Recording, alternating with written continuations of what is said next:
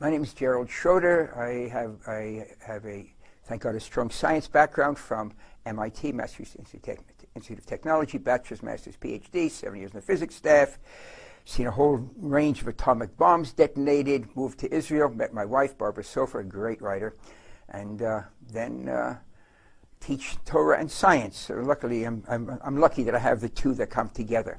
And one of the questions that I'm asked as a scientist is, how can a scientist really believe that there's something that we refer to usually as God?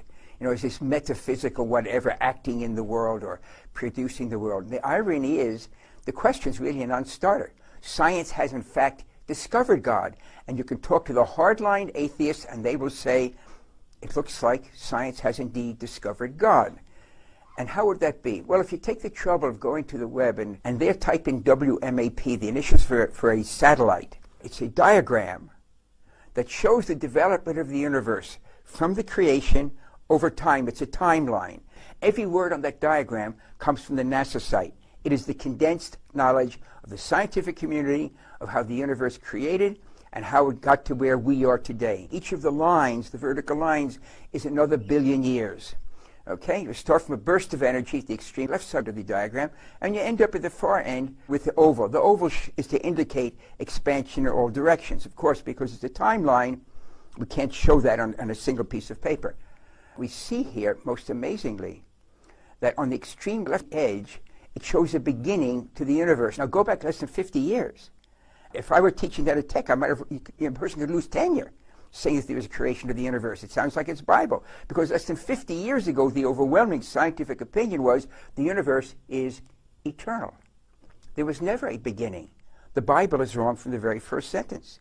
And then we discovered, suddenly, Arno Penzias and Robert Wilson, the Bell Labs in New Jersey, the northeast of the U.S., discovered the echo of the Big Bang, the energy left over, which George Gamow, 60 years ago, predicted that if there had been a universe created hot and small, it would have exploded, and the energy would get more and more dilute. And Penzias and Wilson, these Arno Penzias and Robert Wilson, discover this energy that had been predicted overnight.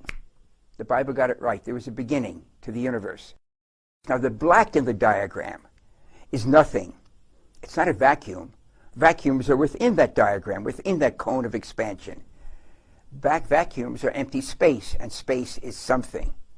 The black of the paper around the diagram is nothing. It doesn't fit in our human brain, because humans think in a box made of time, space, and matter/energy.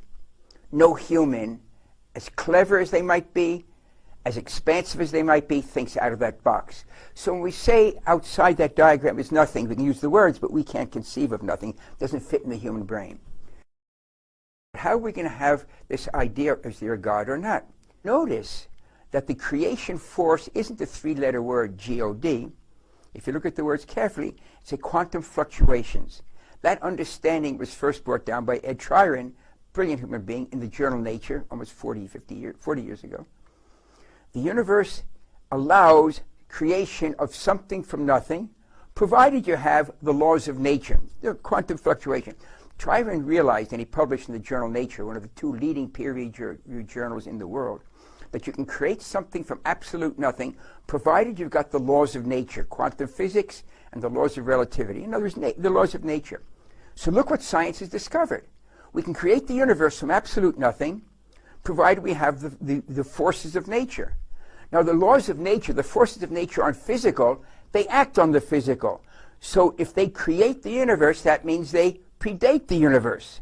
So now we have a set of forces, we call them the laws of nature, that are not physical, that are able to act on the physical. They create the physical from absolute nothing.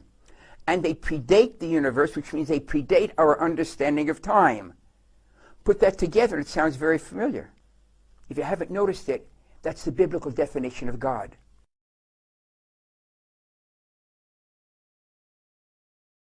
There's only one nuance that's left hanging. We can talk about it another time, perhaps. Is that which created the universe, those forces active in the universe. But up to that point, science says, you are correct. The definition of the biblical God is predates time, outside of time. God is not a physical being, is a force, and it creates the universe. Science has indeed discovered the biblical God, or we just need one part left. Crucial, that which created the universe is also active in the universe itself. The very fact that you're watching this now pretty much establishes that point.